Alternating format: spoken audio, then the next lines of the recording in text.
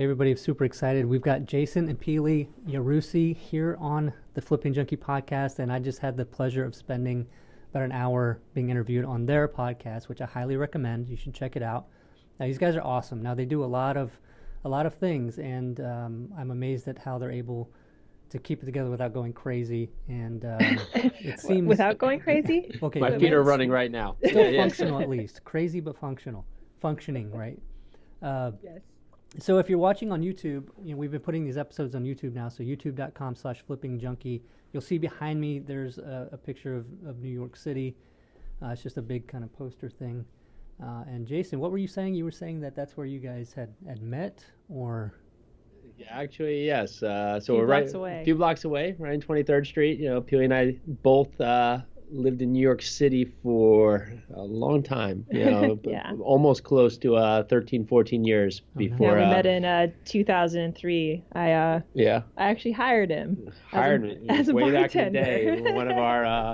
One of our points right back there. So that's how I was still always still asking permission as we go through. That's funny. Yeah, so long time. Love New York City. Yeah, we're in New Jersey now. Miss it very huge. Every time we get in there, actually going in there for a meeting tonight, but it's a quick in and out. And every time we go there, just the energy is amazing. Oh, nice. Yeah, I've never even been. I need to probably go. I've been to Chicago, but I've never been to New York City. So I've heard come that. on down. Stay with us. What's that? We're right there. We're 20 minutes outside the city. So yeah, anytime. Okay. Always welcome. Yeah, maybe sometime soon. Get Melissa to go up there. Right. She's been there before, but I never have. So is that the first business then? Was that your bar? You hired Jason?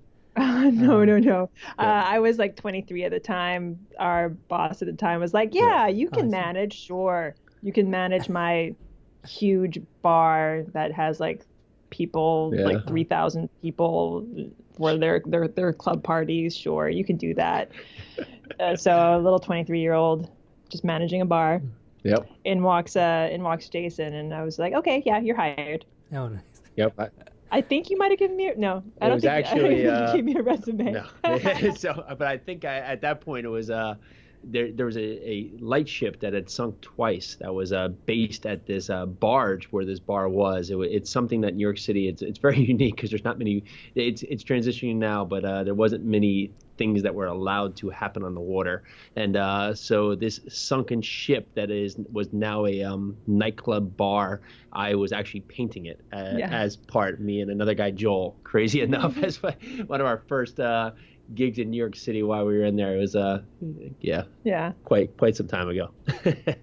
Ages ago. That's interesting. So how did you guys come to start flipping houses, and how did you get into the whole real estate business? So that started right after Hurricane Sandy. Yep, that's correct. We were at a so I have a family construction business. It's what we've done for 5 generations. We've moved buildings, lived houses. We've done that for forever. Back to my grandfather, and then my dad really took it and ran with it. Mostly in New Jersey, some in Connecticut, some in Pennsylvania and New York. But Hurricane Sandy happened, and things really got crazy because homeowners had to lift their homes, basically take their home that had been flooded, and to meet the new FEMA requirements, hopefully prevent any future flooding, and also cut their insurance rates down that had skyrocketed and are continuing. They needed to lift their houses to a new elevation.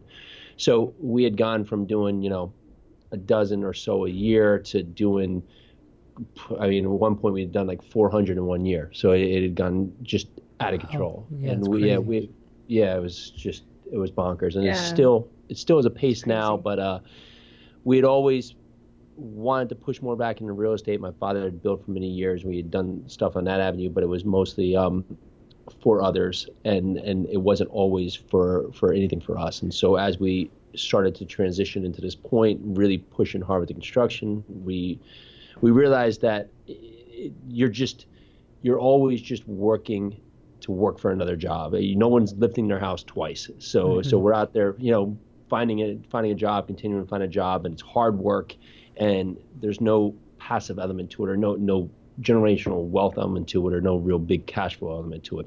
So the big focus is that we always want to do our own projects. And that's where we started transitioning into real estate. Yeah, so we were into Sandy and back into the construction business for about a year.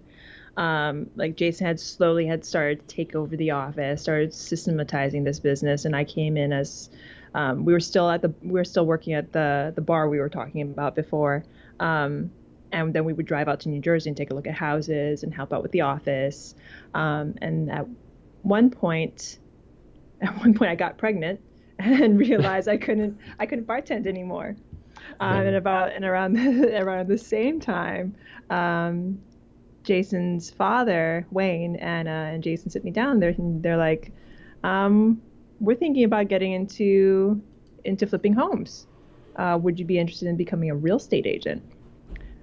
So therein lies the start. I started taking the classes to become a real estate agent, and we started looking for deals on the MLS. Back then, that's how we started. Yeah, and it's been a great learning curve for us. And that was 2013. Yeah, 2013, because we were the Hurricane Sandy. It was a lot on a lot of people, and there was a lot of businesses out here that really just got overwhelmed. A lot of townships, a lot of the government entities, the state, everybody just got flooded because you go from having a dozen construction projects happening in town to hundreds all at once. And so we were trying to navigate that path, how to grow responsibly where there's no time to, because you're going from having a couple phone calls a day to thousands, and there was no built up period. So we were trying to figure out how to grow ourselves into this, not take on too much, but in the same part to have the steps along the way to go in there. And it's been a hard learning process, but also very good to help us push into this next avenue. So needless to say, we were so busy with the construction company that those first couple of years, we really only did one deal. Yeah, we did one deal one year. One deal another. Bought some rentals. Actually brought some rentals out of state. We took some. So I look back and we took some interesting steps that I think I'm just I'm a little more risk adverse, which is okay. I'll set up my steps, but I'll also leap and then figure out what's below me sometimes, and which is good and bad. But that's been some of the elements for us. Yeah, so it was sort of a slow start. 2013, 2014, we had one deal that we raised and added square footage to by using our construction company. We actually took, the first couple of homes. We took the home, which was like, let's say a Cape Cod, and we raised it up twice to add square footage. Oh, nice. So we added a whole new floor and a garage. And we did that we've done that 3 times now. In various, one is in Union Beach and another one is in Manasquan, and these are all Jersey Shore towns in flood zones. Wow. So it allowed us to build a little bit where we could get more money back into square footage based on compared to what we were building it for. And then also now when we were raising it, we were cutting the flood insurance for the new homeowner from subsequently $8,000 or plus on a property to $500 a year. And nice. So it was a win-win. Yeah. Nice. So what are the typical numbers for you guys' deals? Are you still flipping and doing this with most of the flips where you're targeting these types of properties and raising all of them? Or are you doing other types of properties? So that's 2 questions. So the first question, we'll get into the numbers for the first question, but the second question, we realized that the business model that we had for flipping was very hard to scale just because we were so in it, having our construction company do most of the work. We sort of got bogged down in the fact that only we could find these deals, and only we can do the construction work, and only we can. Yeah. Yeah, it does sound familiar, doesn't it? Does it? So in the past year or so, we've been trying to transition into doing more wholesales and more easier flips. I guess you could call them lipstick flips. Just make it pretty. We don't add square footage, just make it pretty and get out of it. So our flips right now take anywhere from 7 to 9 months, whereas we want to get into flips that take from 3 to 4 months. Yeah, the difficulty for our work is that with the influx of all the work happening with Hurricane Sandy, the permit process has gotten pretty extravagant. And you have to do utility shutoffs that are all basically out of your control. And utility shutoffs here on the front end may take 6 to 8 weeks, and the back end may take 4 to 6. Oh, And painful. so it's painful. So I'm losing 3 or 4 months right there in the project. Once we get into the work, I mean, typically we were looking at houses where we can buy high 3s, low 4s.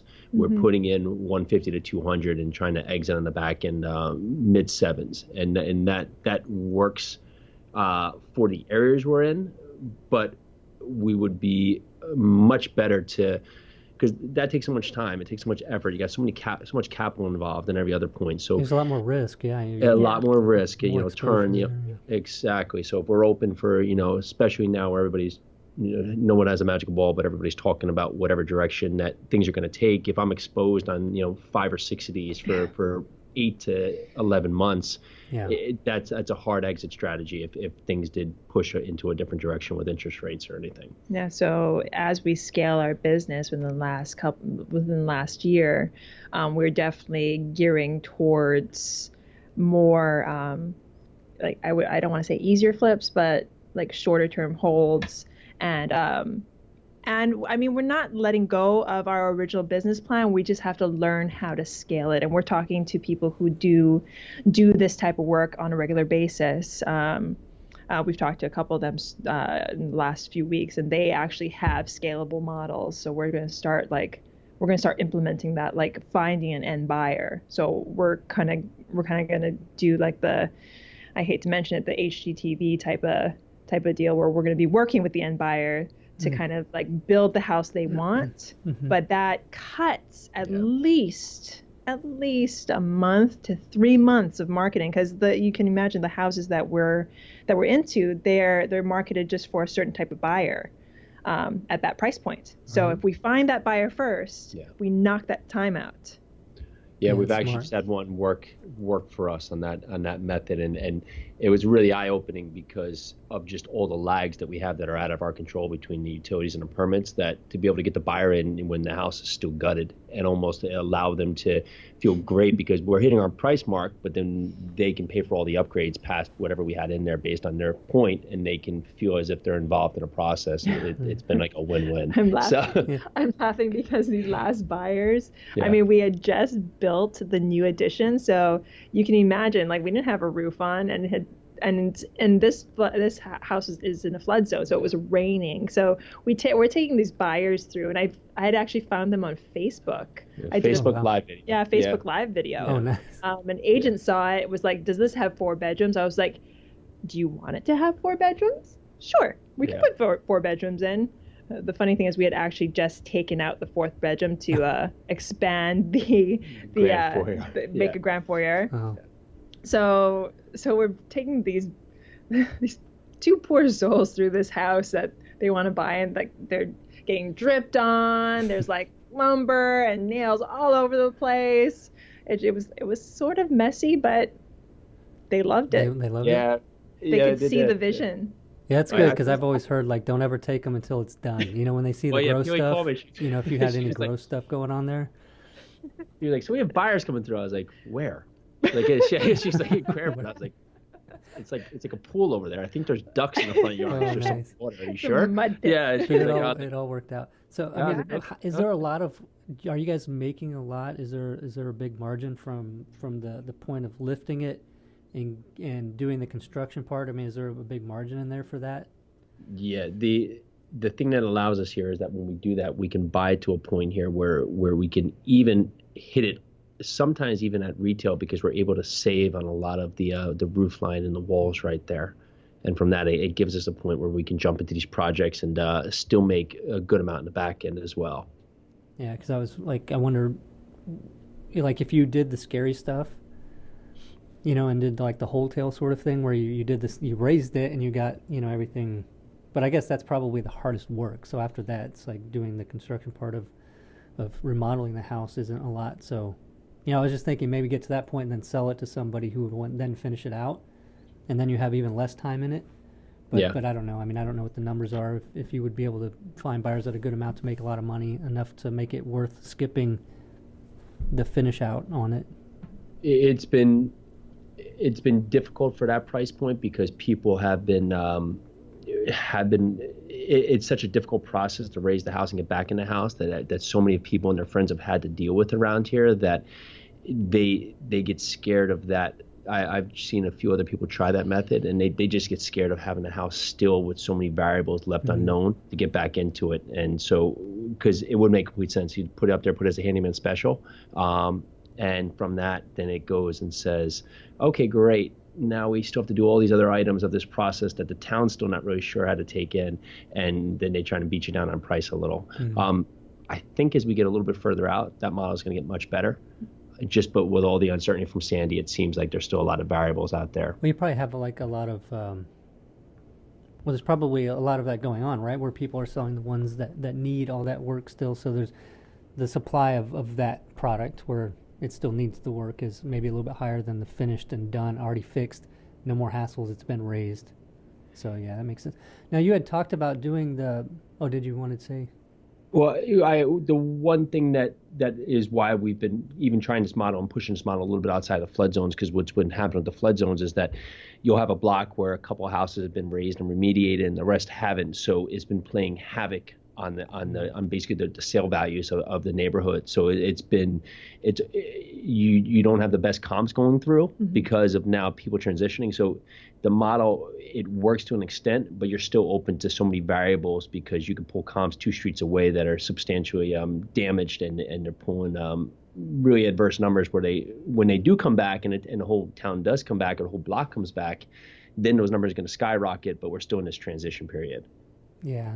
So more risk there. So making the transition then to do the easier flips, right? And I think this gets into a little bit what we talked about on your podcast, was people's mindset and struggling to get the first deal, right? And it's believing that they can get a deal and do a flip, right? Or they can find a house at a low price, that somebody will take a low offer on a property, that it can even happen for them. And this sort of, did you guys deal with any mindset shift that you needed to have to believe that you could transition to find those deals that didn't need a ton of work? I mean, did you guys go through that? It's a constant mind shift. So the sort of the timeline of that was October. I think you had mentioned in October for you as well. So I was pregnant with our second child.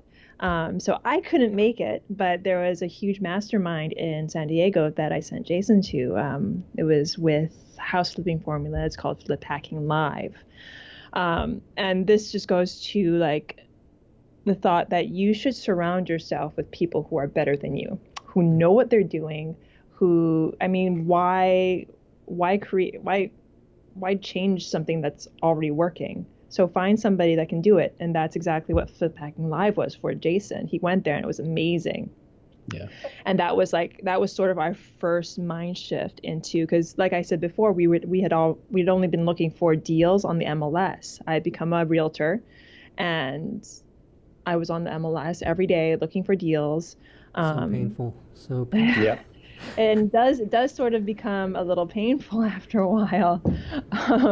Because you're like, there are deals on the MLS. I don't care what anybody else says. You can find them. You just have to be there on the MLS every day to look for them. So yeah, it can get painful, but they're there. So anybody out like listening to this and the MLS is your only option, it's not.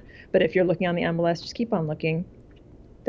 It works. We also had a niche where we were thinking outside the box. So maybe the house as is or just fixing it up wasn't going to work for someone. But when we're going to purposely add square footage to homes, lifting them and repurposing them, it gave us an advantage that we were able to look at homes from a different context. Yeah.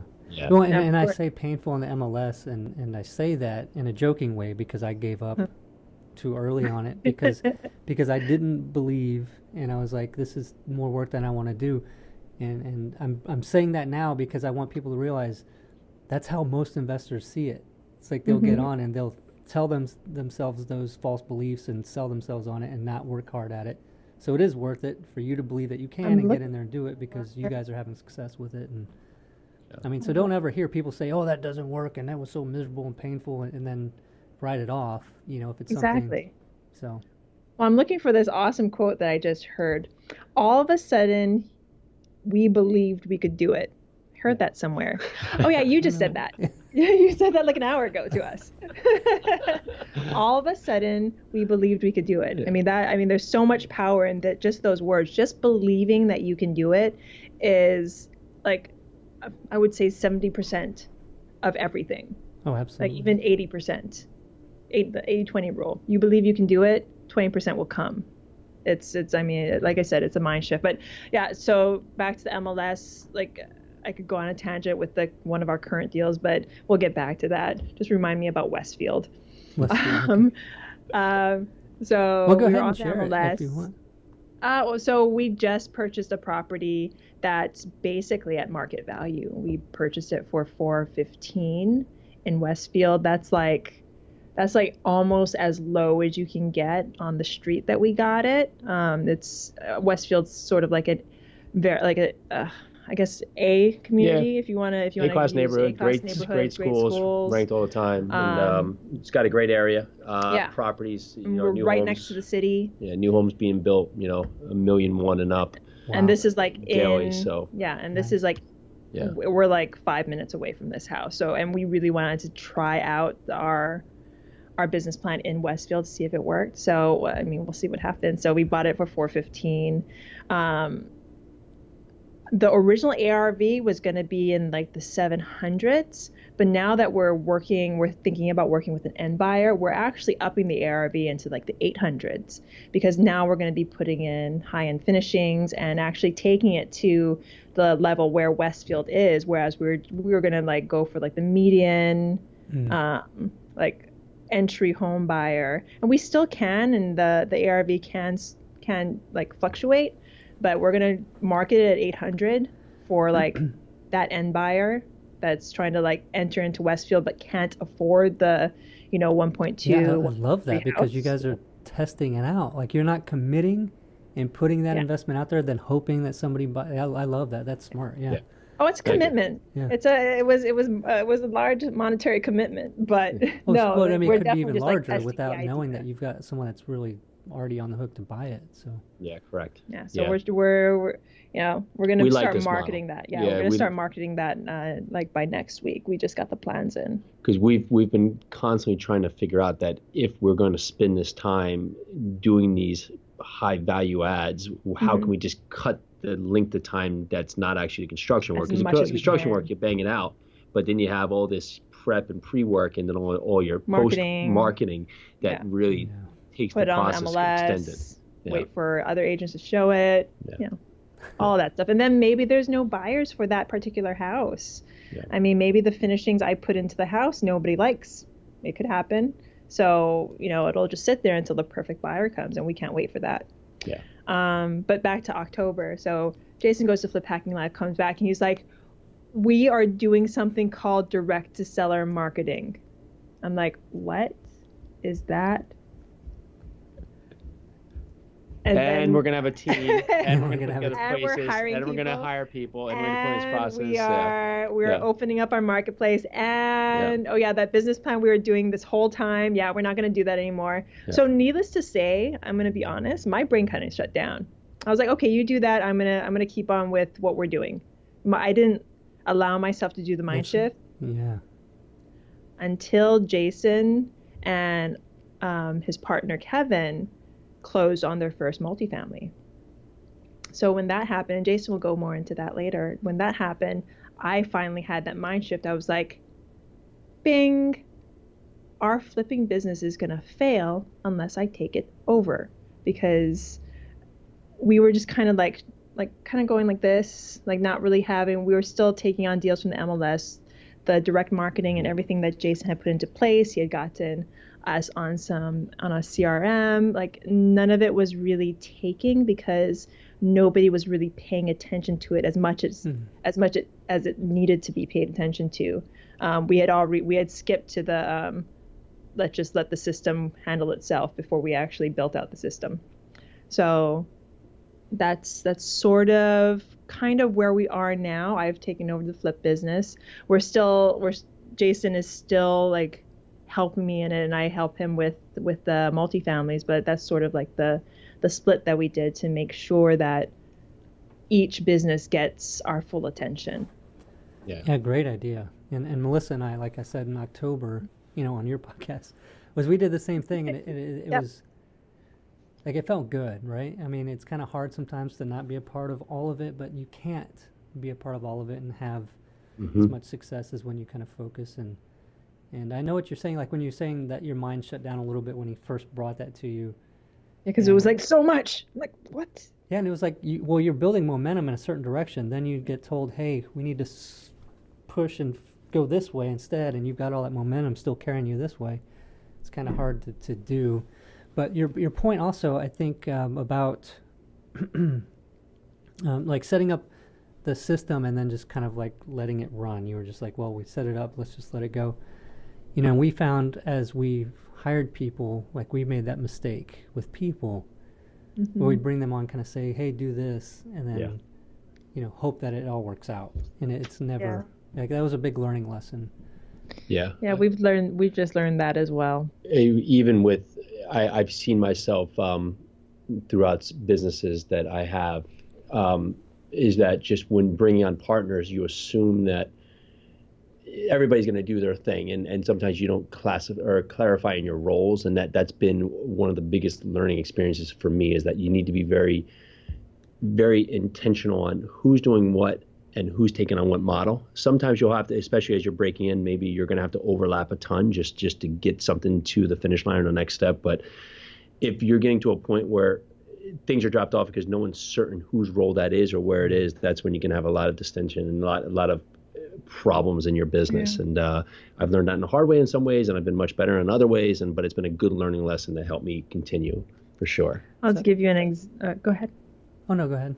Well, to give you an example, like it's never a failure, it's a life lesson. So after October, and after I had joined this huge mastermind back in April, we hired 2 acquisitions managers, and I think we did a really good job at hiring the right people for the right jobs and initially training them.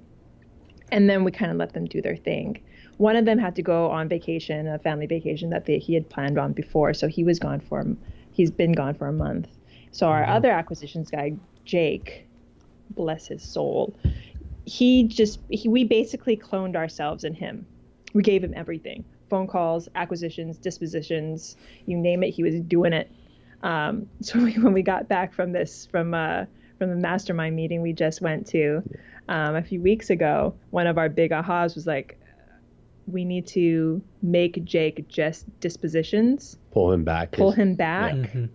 Take the phone calls away, take the acquisitions away, take everything, not take it away, but like let him focus, because he was feeling it too. He was feeling all this pressure that he shouldn't have. It wasn't a lack of effort. We got like 5 contracts, and all of a sudden now I feel like he's like backed into the wall. Like, okay, which way am I going? Like, I'm looking, like trying to like fend off everywhere. Like, what am I doing? I'm like, okay, phone Jake. Calls, yeah.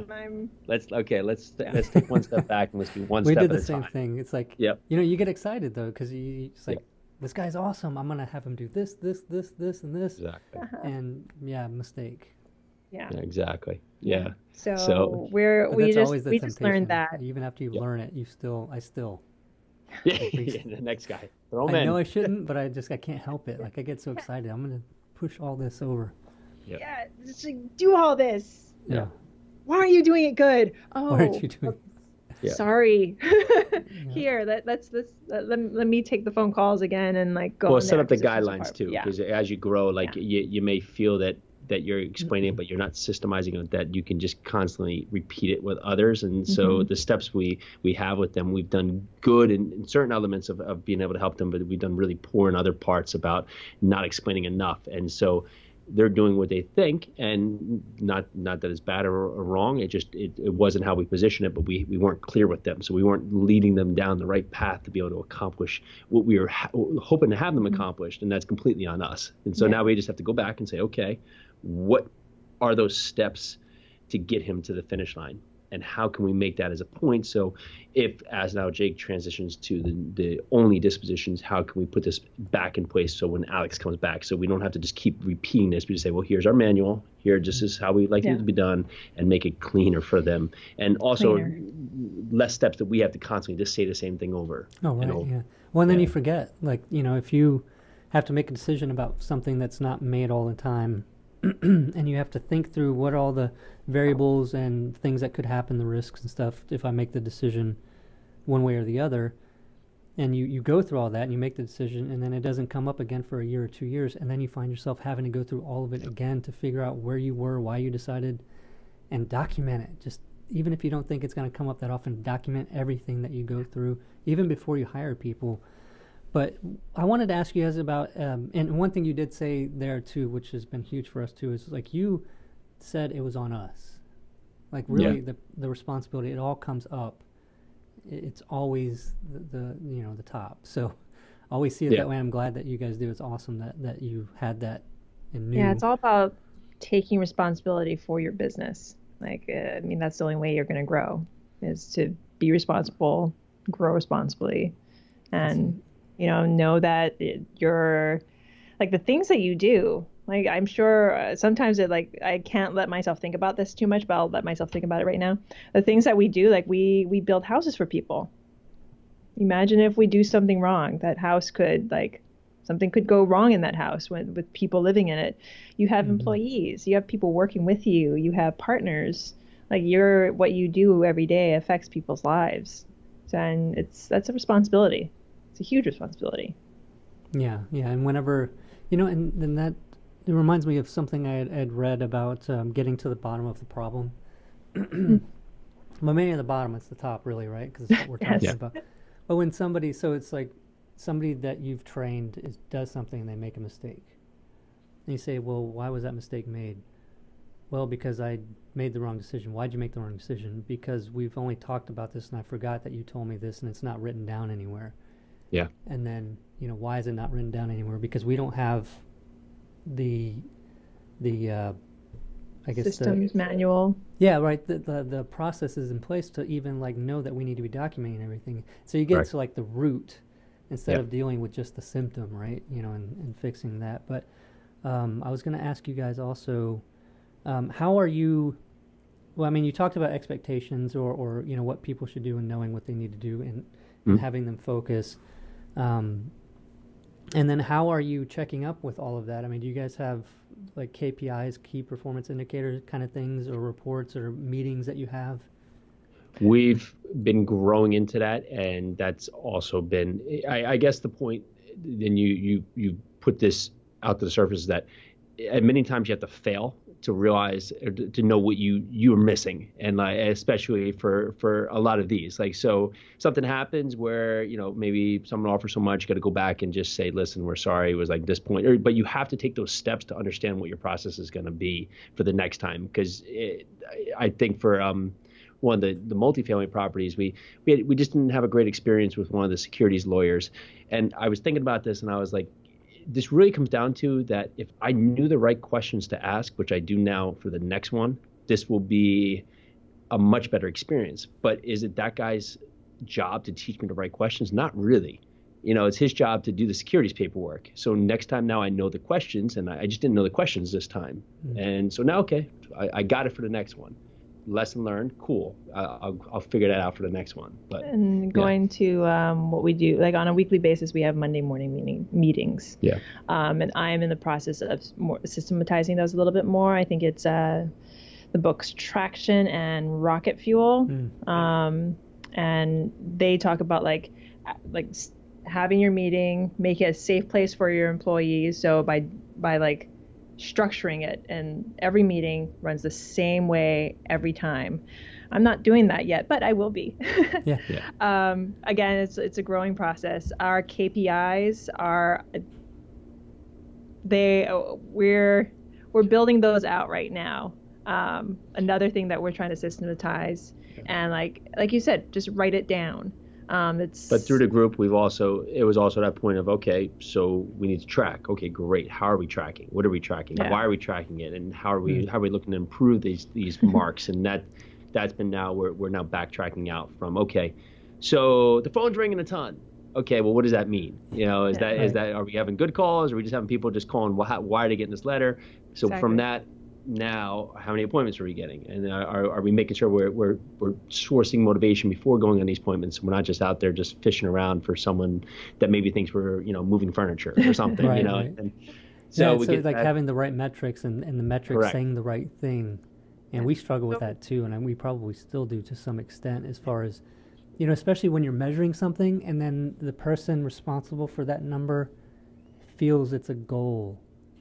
And since that number's tracked, it's a goal that's going to be seen, the progress of is going to be seen more than something else. But maybe that's not their most important thing. And so it makes it, confusing as to what the expectations are. Okay, so they're monitoring this, so I better be making a bunch more calls or try to do something to get the phone to ring more, when maybe that's not their most important task. And that's some problem that we had in trying to determine those two. So that's... Yeah, we're definitely we have the structures in place to monitor everything a little bit more closely. We just have to build it out a little bit more. Also, I mean, this goes more for your listeners. Don't be afraid to track yourself. I know I kind of deal with that because I'm like, I don't want to see the numbers because I don't want to see. Maybe we're failing.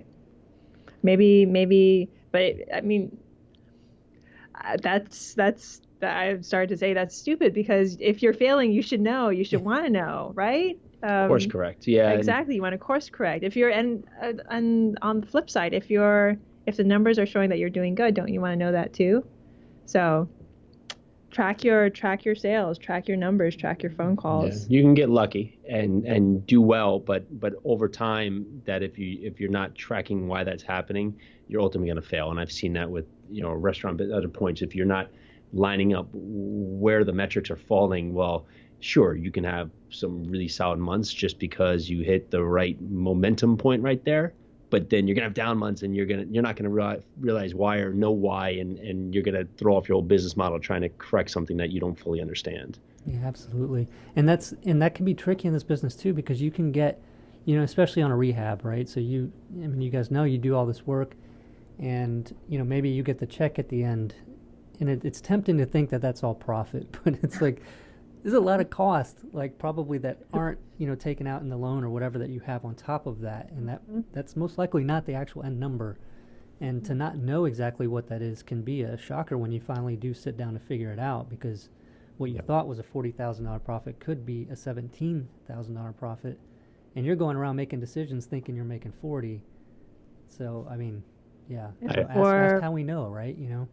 I push that on my father all the time. My father, because I track all of these big rehabs because we just have so much going on. My father loves to have the 1 month or 1.5 month mark where he pops me with like 713 receipts that I'm always like, Dad, listen, I'll come meet you weekly. I will set up whatever point you want, but stop doing this to me. Yeah, okay, no problem. Next month, here's 313 receipts. I think they're for this job. Like, Dad. All right, again. Or better yet, like, what are we gonna change this week? Are we gonna take out the stairs and move them a foot? Are we going to? My dad is amazing. He always he really has the most incredible ideas. Sometimes, and it's always for the best. But sometimes I'm like, Dad, the homeowners already approved this. It's fine as is. Well, no, they're gonna like it better. I'm like, okay. Well, if we do this now I have to take this. Go back to our lawyer, have it sent to the other lawyer, go back to the homeowner, get the approval, have it go back to this lawyer, go back to us, and now come back to you. You want to do it, but they're going to like it better. Okay. Go ahead, Dad. Yeah, I don't know. It reminds me, it's like when working with my dad, he was mentoring us and helping us get into the business. But really, we ended up going to his mentor, and he did more, and I just called my dad with specific questions. And it kind of worked out nice that way, because, sometimes, I think people will get a mentor or find someone they're learning from and expect they want to model exactly, and then have, like, kind of lean on them a little bit too much without figuring out enough themselves. And I like the way it worked for us, because, my dad was more in the smaller outer towns of San Antonio, not in San Antonio. So we weren't really competing, but it was also different markets and different situations. So we kind of had to develop what we were interested in, what we found worked well for us, instead of just modeling what he did exactly.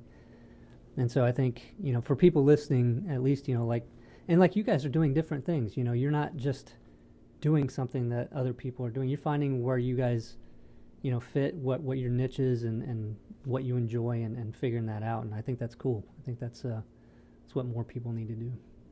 Yeah, it's been an amazing process, just kind of like figuring out where we want to be.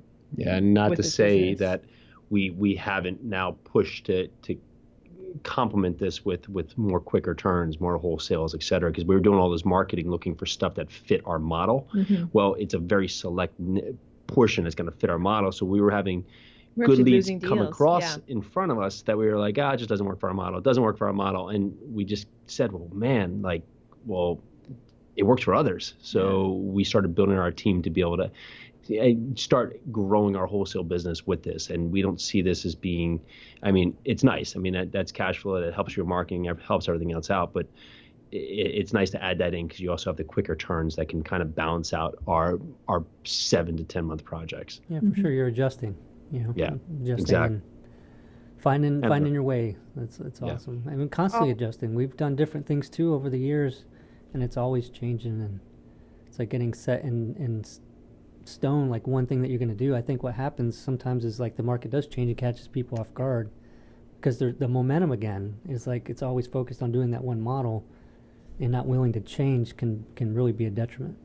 And that's that's one of the major reasons why I was like, when Jason had the idea of going into large multifamilies, I was like, take it, run with it, because you never know when the market's going to shift and when flipping or wholesaling is not going to be the thing to do. Whereas large multifamily investing, that's a longer play, and I'll let Jason talk more about that. But that's why we needed to keep our mind open. Because this is a really volatile market. It can change at any point. Mm-hmm. And we were talking a lot about focusing and before this, and that's one of the problems I constantly have is that I have a couple other businesses. The other day I was like, Pili, I'm going to start a donut franchise, and then the next week after that I'm going to start this, and the look on her face.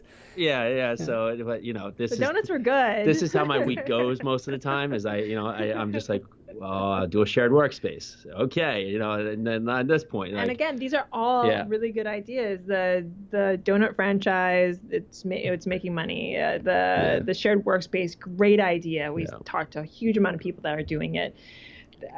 There's only so much time in the day. Yeah, and you just end up not doing anything great. And so we were like, okay, so we're going to push the multifamily. Well, I can't continue to do all these other things that are not that I'm not able to focus. So I now systemize from other parts and put a lot of emphasis now pushing in this direction. Why Pili is really pushing with the flipping business, just so we can, like you said, like you can't have the tunnel vision because you have to course correct as the points change, but you have to lock down on your focus of where you're trying to get with that particular space. Yeah, and you had asked us beforehand, like how we do it, like how we have our family and run a bunch of different businesses. And I don't know if we had even mentioned this. So it's crazy sometimes. Jason has a beer company, a restaurant, but the beer company, he sold off 75% of the shares. And he's now the brand ambassador. Yeah. So he works maybe 2 days a month in the company, a full, I would say 16 hours. Well, I just had to make choices and that is just moving in different directions that you ultimately can't continue to do everything very well. And I was just seeing stuff suffer because it wasn't that the brand or the process was wrong. It's just like that my attention was delayed or pushed in different directions based on what would need the most attention at the moment. So that was a point where we had another interested party, and my partner and I decided to sell 75%. It was the right move. Yeah. So, and now the beer company has become something fun to do. Yeah, again. and the growth has been great. So we've been really happy with that, and so it's able to have that focus, which has been awesome. The restaurants, you're a silent partner in. Yeah, I have a partner on point and another point. It's all about partners and finding the right partner. I've done better and sometimes and not better on other points, but it really comes down to it is that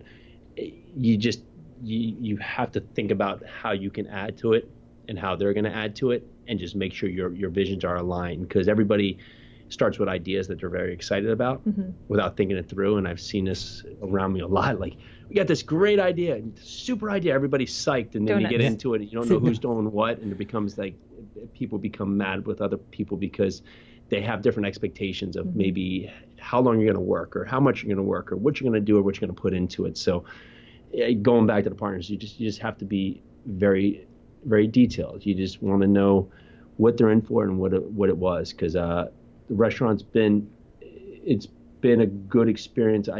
But we weren't clear on the outsets, and that's made the business more difficult for us, just as we've learned to those points. That's a huge that's a huge point. And I think for me, I think sometimes these ideas, it's like they sound like such great ideas, because sometimes, it's the whole strategist thing, right? Or the, what's it called? The, I forgot what the title is in Traction, whatever they call them. But, it's like sometimes the idea of something new and different, and the getting excited about the planning and the idea is a little bit easier than doing the implementation of what you've already planned. Yeah. And so for me, it seems so much more fun. And so that's always the draw and temptation, instead of like working hard through what's already been planned out. So like you were saying, when it's not planned out, it's because you don't want to think about the fact that you're not doing something right, and you're just excited about not having to do the other thing that requires more work that you had already planned out exactly to do. It. Yep. That's exactly it. And you could probably push that directly to real estate, where people are so worried about, having the LLC, having the logo, having a website, but they don't even know how to comp a house. And so, but I need to have all this first so I can be legit. Because it's easier. Because it's easier. Yeah. It's if I get the right colors, what do you think of this color? All right, whatever. Already thinking of the paint colors. Yeah. Well, and then to move forward, it's like in the construction business, Jason has tried his best to systematize it, but it's a 40-year business that's been in the family for 40 years. So I think that's our biggest time constraint right now. But it's also been the biggest boon to both of our real estate businesses, because it was because of the construction company and just its background and its 40-year knowledge and the knowledge of Jason's father that's helped us to grow. So even though Jason has to spend a good portion of his time, a good portion of our time in that business, it allows our flipping business to grow. So now we have our flipping business, which is I'm taking over most of that, and I'm in still the process of taking over more. And then we have our multifamily business, which we just a few months ago, we had a huge, acquisition. Yeah. So we did put a lot of push into studying that space and really understanding which direction we wanted to go to. And for us, it made sense that B&C assets in markets outside of New Jersey, based on just a lot of different metrics, the job growth, population growth, job diversity, housing starts, and income, it made sense for us to look in different markets. And so we focused on a few of those drivers and really started looking at properties that were at 75 units on the minimum and maximum about 200 units, just so we could afford staff if we had a property that big. And if we were up at the 200 mark or over, we may start competing with REITs. And it just was like, okay, now that's a whole different level that we wouldn't be able to compete with. We're looking for mom and pop, which gets put around a lot, but just properties that were missing something because maybe they've been mismanaged or they didn't have the money put aside to be able to take care of the property correctly. And we just started really talking to people in the market, trying to put together a team, just like we have been doing with our house flipping business. But in the same part, we were trying to put together a team outside of our market. And that was a learning curve within itself, but it also helped a lot, because here we're so relegated with these heavy projects to really push to a lot of this heavy work we'll do ourselves, where now if it's 1,000 miles away, we have to find the right team because we're going to be dependable on others. And so that was a good learning step for us. And we so found it was actually easier to, well, not easier, but it was something we had to do. We had to build out the team in order to get the multifamilies off and going. Whereas our flip business is here in New Jersey, and, you know, we're still in the process of building out a team, and this is a few years in, whereas the multifamily business, it's been about a year in. So so we have 94 units now. We're close on another 47 unit that right in the area. So it's been really nice, but it was another mind shift. Like we offered on a, you know, we did push our model a little bit now since we got into the first one. We offered on a 372 unit or 373 unit the other day. Just 'cause now we have the team in place out there, so now I can grow responsibly, because I started with a property manager who dealt primarily with C-class assets, was very used to that tenant base, was very used to that model, had in-house construction minus, of course, the licensed mechanicals, and they're right about 5,500 units under management. So if I throw on another 94 units, it wasn't going to break them. They were just going to be maybe a little speed bump that they would just be, okay, let's adjust. That was a nice comfort level for us to get into. And now we're just trying to push that forward. Yeah, nice. So it seems like you guys have done a lot and figured out a lot and learned very quickly. And failed really quickly and then learned. It's pretty impressive. It really is impressive. Failure, life lessons. But you know, it's like, how do you do so much, right? And and you guys are doing it right now, where you're starting, or more and more saying no about all those ideas and just like planning, saying which one's the best. We're going to focus on these, and we'll have other temptations, but we just say no and get all this dialed in, and then maybe once that's going and we have the teams in place, we'll consider doing some other things when the energy is in the brain power is freed up for it, right? Something that I know. I wanted. Oh, go ahead. I'm sorry. Go ahead. No. I was just going to ask. We're already running almost on an hour here. It's been great, really, so far. But I wanted to make sure that you guys had a little bit of time to talk to the audience and everybody listening, and tell them about what they can expect from your podcast, because I'd like for them to check it out. Oh, okay. So our podcast is the REI Foundation Podcast with Jason and Pili. It's just that. It's looking at the foundations of your business in real estate, and it could be any facet of real estate, but having those strong foundations, having mentors in place, having like opening a book and reading it, and like taking all the information you get, like Bigger Pockets, this podcast, any podcast that you listen to, what's the term? I can't think of the term now. Justin uses it a lot. It's not I know he likes to use the hammer metaphor. Don't swing a hammer. And he also does analysis paralysis. Okay. Don't have analysis paralysis. Yes, learn and get that foundation centered, but then take that information and build your house. But you need that foundation first. We want to help listeners break that barrier, and that barrier lots of times is mental, and lots of times is giving them a reason is that they want to do this, or they want to start a business, or they want to buy income producing properties, or they want to flip homes, but they're so worried because they don't know everything or know anything, and we want to just put on their people that they're doing it, but they've also had many setbacks, and it's never been a perfect model. We haven't had one person, and we're not anywhere close to perfect, is that we're all going to fail, and that's okay. And you fail a lot in your days, and it's just in many different ways. Maybe you wanted to eat right and you don't eat right. Well, okay, you failed at that, but it didn't ruin you. It didn't destroy your world. Well, real estate, you just take the first step. It's not going to destroy your world, and you're going to take that first step and say, okay, I'm here now. And now you've done that first step. So now maybe you don't know the second step, but at least you've taken that first step and reward yourself. And what do we do with this next step? Well, you'll take another step and you'll course correct from there. And that's what we're hoping to help the listeners take that first step into their path, wherever that may go. Nice. That's awesome. And how many episodes? You guys have done quite a few episodes, right, so far already? We're up to 25. Nice. We're up to 25. It's like, and everyone we've talked to so far, their business has never been perfect. And these are people who are doing, like, for instance, Andy McFarlane. Mm-hmm. He's going to do, like, I don't know, 14 billion homes this year. Yeah. So, he's going to do, like, I don't know. He's probably going to do, like, almost 300. Like 250, 300 homes. Yeah.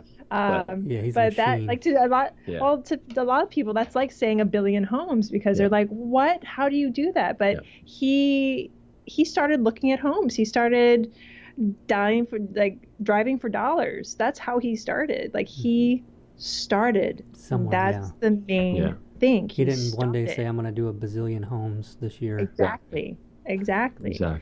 Justin Williams, the same thing. Yeah, he probably did. Like, Justin Williams, the same thing. 100 homes.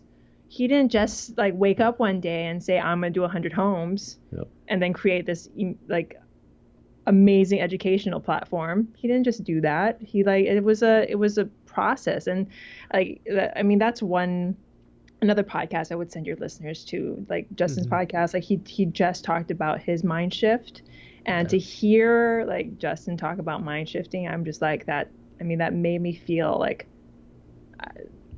much better about myself. Like, it was hard for him to mind shift, and it takes a little bit, but just do it. Let your mind shift. And for instance, you're going to do 108. That's not nothing. Yeah. Nice. But did you start with 108? No, you started with 1. Yeah. No, it only took 14 years. I did it so fast. Yeah. 14 years. Yep. And That's actually, right. Melissa, Right. Yeah. Focus. So Melissa's overnight the one success. doing it. Yeah. So. Oh, yeah. Yep. Well, thanks so much for being amazing. on the show, you guys. And I had mentioned to Jason and Pili about the Flip Pilot Facebook group, and they were saying that they were going to get on there and be on that group. So I'd love to have you guys in there.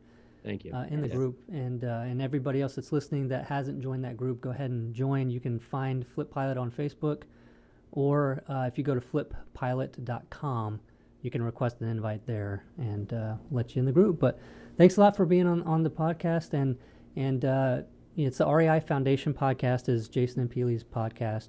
So you guys check that out as well. And is there any other way that if people want to contact you somehow, is there any other way for them to find you guys? Sure. You can also just email me. It's Pili@yarusiholdings.com. All right. I mean, that's Or that's Jason probably at easy. JasonAtJarusiHoldings.com, but you she's can better contact at the email responses because she Okay. makes me run around a lot. So All right. We're also on Facebook, so look us up. And, we're always open to talk. Awesome. All right, guys. Well, thanks Been a lot, awesome. and we'll be in touch. Thanks, Thank you so Danny. much. Yep. Have a good day. Bye.